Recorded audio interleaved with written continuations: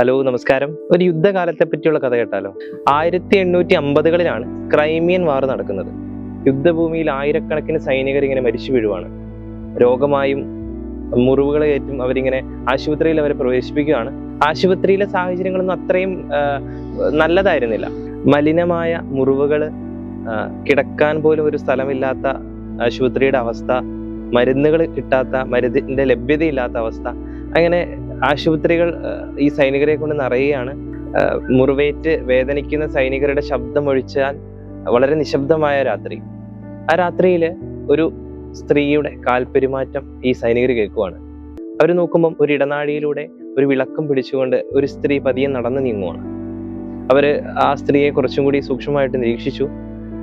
അവർ നോക്കിയപ്പോൾ കണ്ടത് ഇങ്ങനെയാണ്: ഈ സ്ത്രീ ഓരോ സൈനികരുടെയും, മുറിവേറ്റ് കിടക്കുന്ന ഓരോ സൈനികരുടെയും അടുത്ത് ചെന്ന് അവരെ പരിചരിക്കുകയും അവർക്ക് ശുദ്ധമായ ജലം കൊടുക്കുകയും അവർക്ക് ഭക്ഷണം കൊടുക്കുകയും അവരോട് ആശ്വാസ വാക്കുകളൊക്കെ പറഞ്ഞ് അവരെ സമാധാനിപ്പിക്കുകയും ചെയ്തുകൊണ്ട് ഇങ്ങനെ ഓരോ വ്യക്തികളെ സന്ദർശിച്ച് ആ സ്ത്രീ ഇങ്ങനെ നടന്നു നീങ്ങുവാണ്. അവർ ശ്രദ്ധിച്ചപ്പോൾ കണ്ട മറ്റൊരു കാര്യം, ഈ സ്ത്രീ ഉറങ്ങുന്നില്ല ആ രാത്രി മുഴുവനും. ഈ സൈനികർ ഈ സ്ത്രീയെ പറ്റി കൗതുകത്തോടെ സംസാരിക്കുന്നു. ആരാണെന്ന് അറിയത്തില്ല, എന്തിനാണ് ഇവളിങ്ങനെ ചെയ്യുന്നതെന്ന് അറിയത്തില്ല. ഈ സ്ത്രീയുടെ ഒരു പരിചരണം കിട്ടിയ ഒരു സൈനികൻ അവരോട് ഇങ്ങനെ പറയുകയാണ്: ആ സ്ത്രീ എൻ്റെ അടുത്ത് വന്ന് സംസാരിച്ചപ്പം എൻ്റെ വേദന വളരെയധികം കുറയുന്നതായിട്ട് എനിക്ക് ഫീൽ ചെയ്തു എന്ന്. അവരാ സൈനികർ ആ സ്ത്രീയെ വിളിക്കുന്നത് ഇങ്ങനെയാണ്: വിളക്കേന്തിയ സ്ത്രീ, the lady with the lamp. ആ സ്ത്രീയെ പറ്റി ആ സൈനികർ പറഞ്ഞത് ഇങ്ങനെയാണ്: ആ സ്ത്രീയുടെ കയ്യിലുള്ള വിളക്കിലെ വെളിച്ചം ഞങ്ങൾക്ക് ഇനിയും ജീവിക്കാൻ പ്രതീക്ഷ നൽകുന്നു എന്ന്. അങ്ങനെ യുദ്ധമെല്ലാം കഴിഞ്ഞു. കുറെ വർഷങ്ങൾക്ക് ശേഷം ലോകം ഈ സ്ത്രീയെ തിരിച്ചറിയുകയാണ്. അങ്ങനെ അവൾ ആധുനിക നേഴ്സിംഗിന് തുടക്കമിട്ട ആളായി മാറി. അവളുടെ പേരാണ് ഫ്ലോറൻസ് നൈറ്റിംഗൽ. ചിലപ്പോൾ വലിയ ചരിത്രങ്ങൾ എഴുതാൻ യുദ്ധഭൂമികളൊക്കെ വേണമെന്നില്ല. അത് ചെറിയ വിളക്കുകളുടെ വെളിച്ചമെത്തുന്ന വേദനയിൽ ആയാലും മതി. ഭൂമിയിലെ ജീവിച്ചിരിക്കുന്ന മാലാഖമാരെന്ന് വിശേഷിപ്പിച്ചുകൊണ്ട് നമ്മൾ വിളിക്കുന്ന ഈ നേഴ്സുമാർ ഇപ്പോൾ 3-4 ദിവസങ്ങളായി തെരുവിലാണ്. അവർ സമരം ചെയ്യുകയാണ്.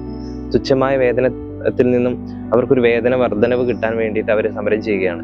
ഈ വീഡിയോ കണ്ടുകൊണ്ടിരിക്കുന്ന നമ്മളെല്ലാവരും തന്നെ നമ്മുടെ ജീവിതത്തിൽ ഏതെങ്കിലും ഒരു ഘട്ടത്തിൽ നമ്മളൊരു നേഴ്സിനെങ്കിലും നമ്മുടെ ജീവിതത്തിൽ കണ്ടുമുട്ടിയിട്ടുണ്ടാകണം. വളരെ പുഞ്ചിരിച്ചുകൊണ്ട്, വളരെ സൗമ്യമായി നമ്മളെ പരിചരിക്കുന്ന, നമ്മളെ നോക്കുന്ന, നമ്മളെ ശുശ്രൂഷിക്കുന്ന ആ നേഴ്സിന്റെ പുഞ്ചിരിയുടെ ഉള്ളിൽ അവരനുഭവിക്കുന്ന വേദനകൾ എത്രയുണ്ടെന്ന് നമുക്ക് എത്ര പേർക്കറിയാം.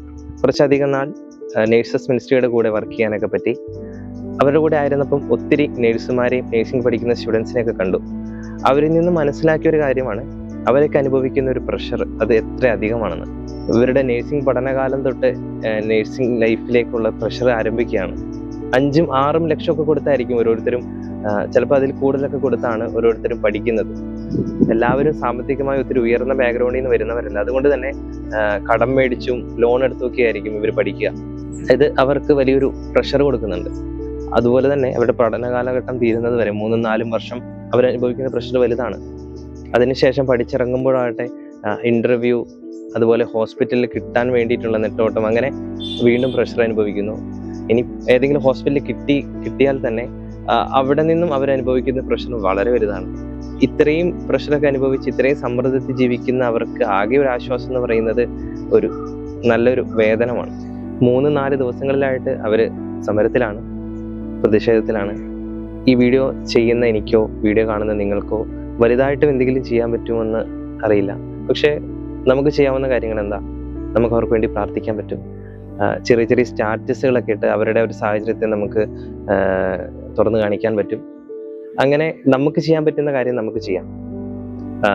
നമ്മൾ ആദ്യം കഥയിൽ പറഞ്ഞ പോലെ വിളക്കുമേന്തി നടക്കുന്ന ഫ്ലോറൻസ് നൈറ്റിംഗലെ പോലെ നമ്മുടെയൊക്കെ ലൈഫിലും അനേകരുടെ ലൈഫിലും വലിയ വെളിച്ചവുമായിട്ട് വരുന്ന ഒത്തിരി നേഴ്സുമാരാണ് ഇപ്പോൾ ഈ വെയിലത്ത്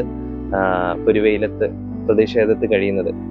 നമുക്ക് പ്രാർത്ഥിക്കാം, ഭൂമിയിലെ മാലാഖമാർക്ക് നീതിയായ ഒരു വേതനം ലഭിക്കട്ടെ. Thank you.